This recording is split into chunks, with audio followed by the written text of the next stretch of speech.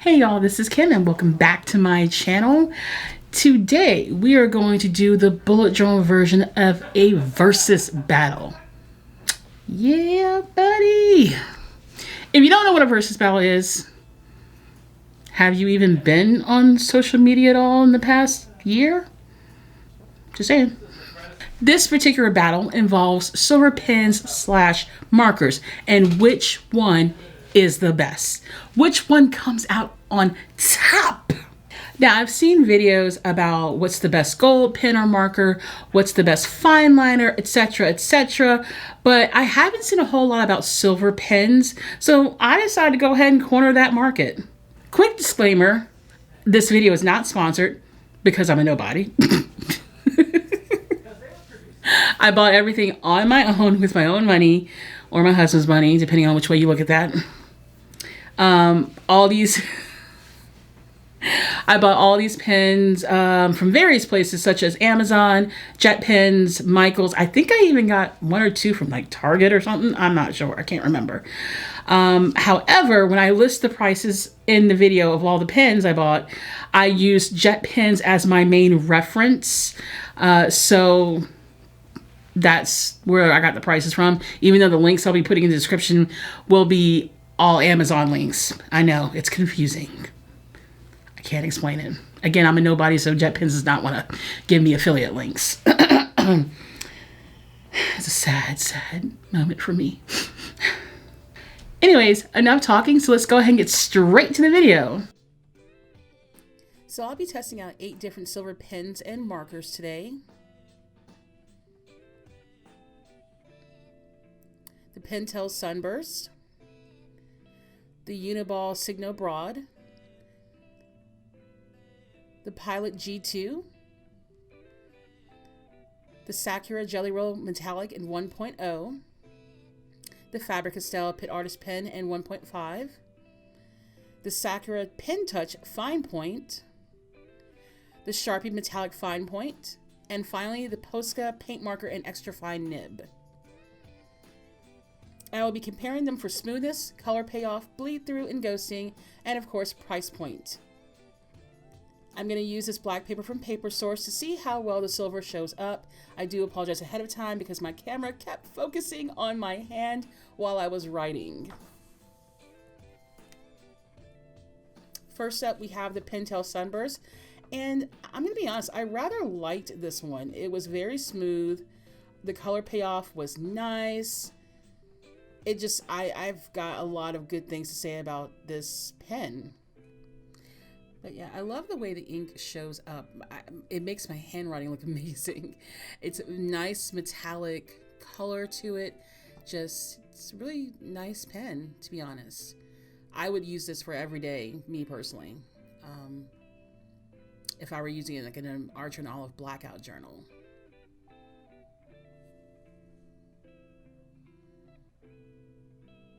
You see how shiny it is? It's really nice. Next we have the Uniball Signo Broad. Also excellent smoothness and color payoff. And you look how thick it is. It turned out so nicely. I already knew that the Broads were really good pens. I have others from their line, and I was very excited about the silver one here, as you can tell. It's really, really pretty. Very shiny, very metallic. My only complaint is that you have to write kind of big with it because the ink is so thick. And so is the nib. Next is the Pilot G2 in 0.7. And to be honest, I was not feeling this one. The color payoff wasn't the best.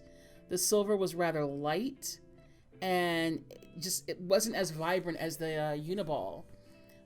However, the pen does write extremely smooth, as a lot of the Pilot G2s tend to write very smooth, but it's just that the color just wasn't, it's too light. It wasn't doing it for me, honestly.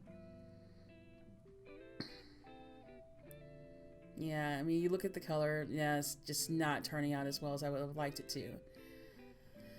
Next, we have the Sakura Jelly Roll in 1.0. Again, very thick ink, but very decent color payoff and excellent smoothness. But I'm biased because I love the Jelly Roll pens. I just love the way I usually use them to color with, and this one definitely is no exception. It's really pretty, so I'm very happy with the way this one turned out. Although I already knew that it was going to turn out great because it's Sakura Jelly Rolls. And look at that silver. When you compare it to the Pilot, it's so much better than the Pilot one was.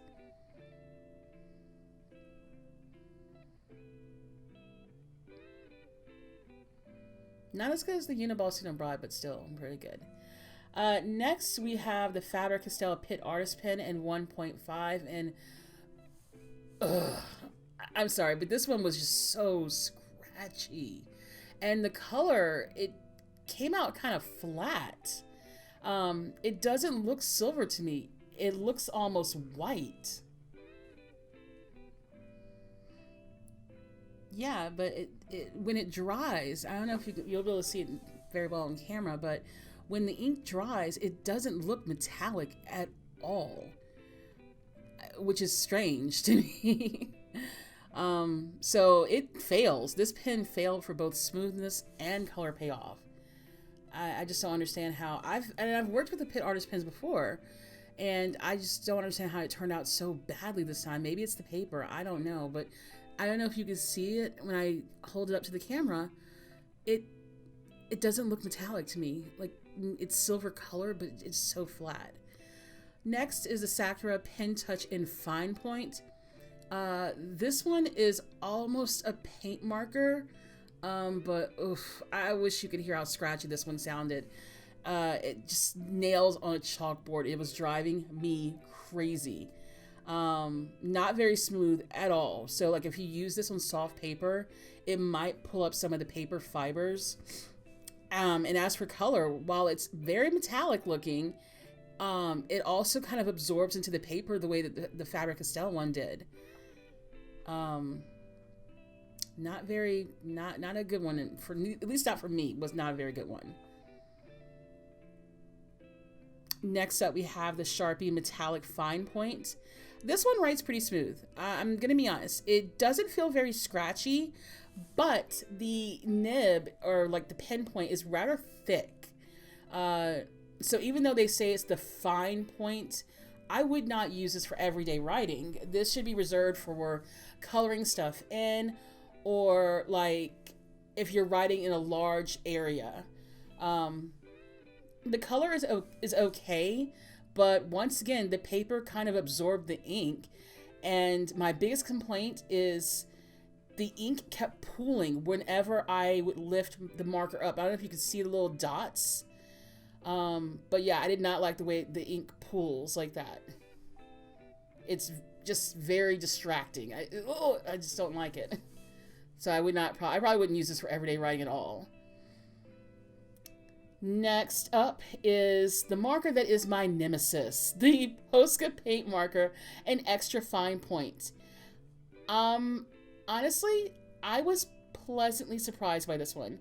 Even though this one felt slightly scratchy, it still wrote rather smooth, but maybe it's because this one was the fine point. It has a beautiful silver color. Nice, wonderful color payoff. I was just kind of in awe at how well this one performed, and I'm really glad the ink didn't absorb into the paper like the Faber-Castell and Pen Touch ones did. And honestly, now I know why people love Posca so much. It turned out rather well.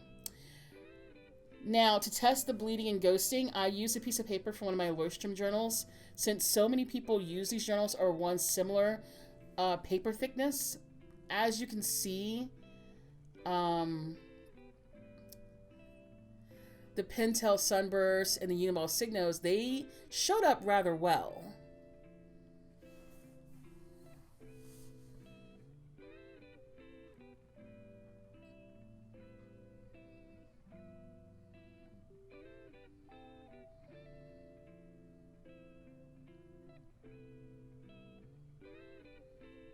here I'm testing the Sharpie, and then there's the Posca. So as far as the paper itself is concerned, they showed up rather well, but now we're looking at the bleeding and ghosting. Oh my goodness. The Faber-Castell, the Pen Touch, and the Sharpie, they ghosted the worst, with the Sharpie full on bleeding through. But I kind of expected that with Sharpie because it's a Sharpie, for goodness sakes. The Posca actually did the best of these four with hardly any ghosting whatsoever. As for the pens, they all ghosted slightly, with the Jelly Roll doing the best. I think I messed up, honestly, and I pressed way too hard when I was writing, though. The Pentel one ghosted the most, I would say. Another interesting thing with this test is the Faber-Castell actually had better color payoff on the Lordstrom paper than it did on the Papersource paper. So I was rather shocked by that. It didn't look as flat, honestly, on the Lordstrom paper. Now, as far as the prices are concerned, I am listing the prices on here for each individual pen. I pulled these prices from JetPens. Even though I didn't buy them all from JetPens, some were purchased elsewhere in packs, like 3 packs, like 3 silver packs or whatever. So we have the Pentel coming in at $1.75, the Uniball Sigma Broad at $2.55, the Pilot G2 at $2, the Sakura Jelly Roll at $1.20, the Faber-Castell Pit Arts at $4.60, the Sakura Pen Touch at $2.70, the Sharpie at $1.90, and the Posca Paint Marker at $3. That Faber-Castell one is rather expensive for an individual pen, in my opinion. But you can usually find the Pit Artists metallic ones in a 3-pack with gold, silver, and I believe copper, I want to say. It's honestly cheaper to buy them in larger packs than it would be as an individual marker, but hey, you do what you gotta do, I guess. Now we're going to talk about my favorites and my least favorites. My least favorite were the Faber-Castell, the Sakura Pen Touch, the Sharpie, and the Pilot G2. I didn't like the Pilot G2 mainly because it didn't show up as well. The color was just too light, particularly on the black paper. The Faber-Castell was too scratchy, and it soaked into this particular paper too much. The Pen Touch, also too scratchy, and also soaked into the paper too much. These two were also not very smooth to write with. I feel like that I have to keep shaking it to get ink to flow, at least in the Pen Touch. The Sharpie one was much more smooth, but the marker is just too thick for normal, small writing. Large area faux calligraphy would probably work better with the Sharpie. Now for my favorites. First up, we have the Sakura Jelly Roll. This may be too gloppy for some people, but I love the color payoff and how smooth it writes. This Uniball Sigma Broad was also a favorite of mine.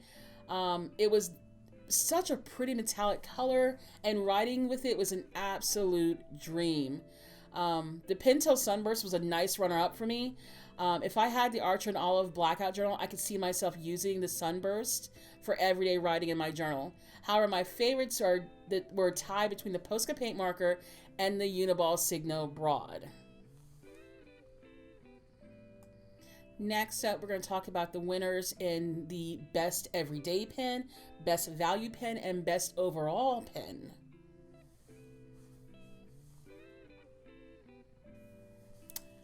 Now, the Best Everyday Pen definitely goes to the Uniball Sigma Broad. If you're writing daily spreads, this one is the best for me. It makes my handwriting look amazing. I love the color payoff. It's just such a pretty silver color, very metallic. Can't go wrong with that one. Next up, the Best Value Pen is the Sakura Jelly Roll, mainly because of its price and how it performed on the black paper and the white paper. This one had limited ghosting, great color payoff, plus this one is the cheapest of all the pens. And finally, we have the best overall is the Posca Paint Marker in Extra Fine Point. And this one surprised me because normally I hate Posca. I have a white Posca Paint Marker and I just couldn't get the hang it for it. I just couldn't, I couldn't make it work for me.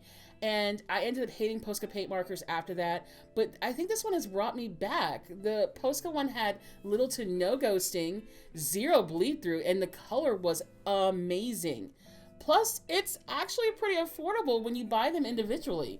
This one definitely blew my mind. Just look at that color payoff on that paper from before. Like, even when all the other markers on the right side of the paper had soaked into the paper, the Posca one stayed rather vibrant and metallic. So you know what?